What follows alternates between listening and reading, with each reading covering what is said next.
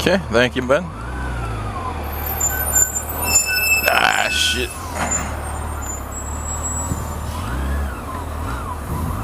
Alright, thank you.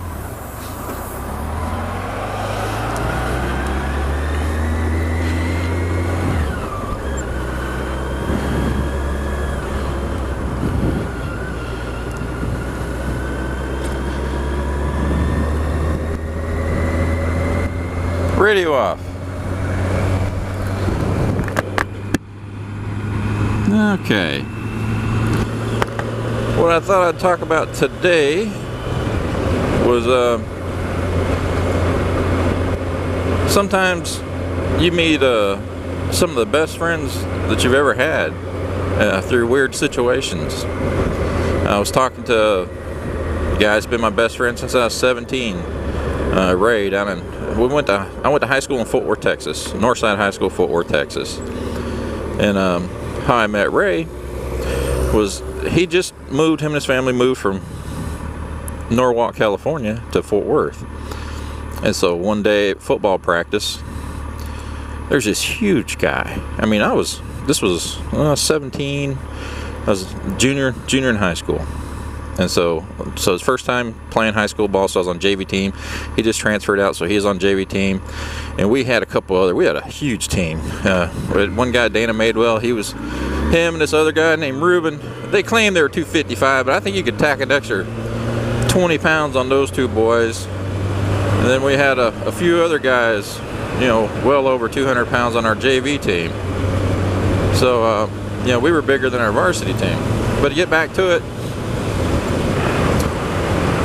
we're out on the field, and then there's a kickoff, practicing kickoffs, and one of our running backs got the ball and go running up the field, and then Ray tackles the guy. All you hear is a thud, ooh, and that guy just disappeared into Ray's chest.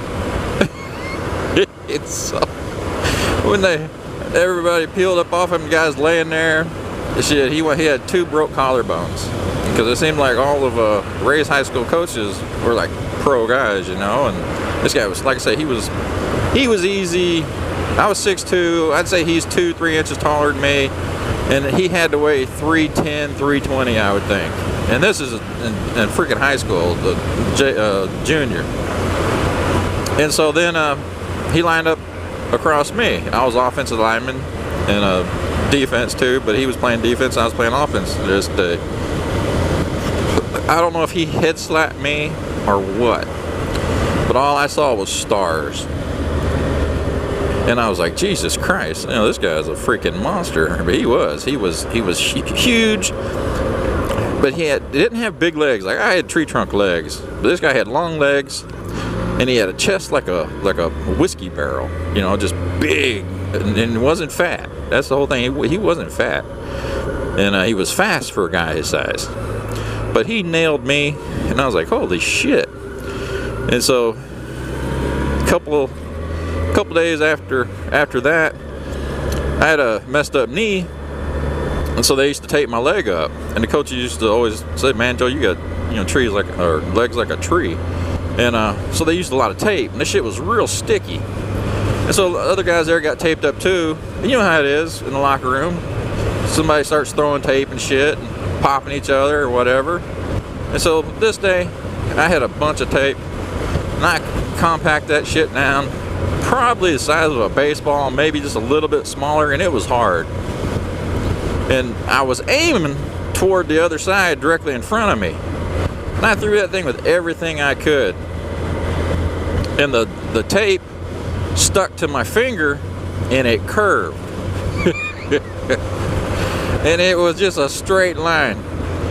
Then this was before I knew Ray, though. So like I said, I don't think I even spoke a word to him. So he's standing there, getting undressed. You got Ruben and Dana on the bench right there where he's at, getting undressed. And they're sitting on the bench, and he's naked from waist down, and he's pulling his shoulder pads off in his jersey at the same time.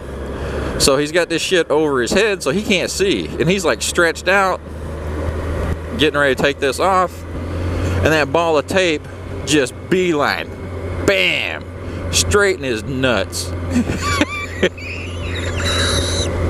And then what was funny, when it hit him, it just stuck. So, so there's a baseball size tape stuck to his nuts, and all of a sudden I hear a ooh, and he came down, his arms came down, the jersey and the pads, and he nailed the damn bench that those guys were sitting on and knocked it over, and those fat fuckers went flying out into the middle of the room. And so those guys are all over the floor, and I turned around and just stuck my head in the locker. And you know how you try to find Jesus all of a sudden? Well, I was praying. I was like, oh Jesus, please don't let this, don't anybody say nothing, because you know how guys are, they'll rat you out in a minute. So I don't know if I got lucky and nobody saw me throw it, or they were just too scared too.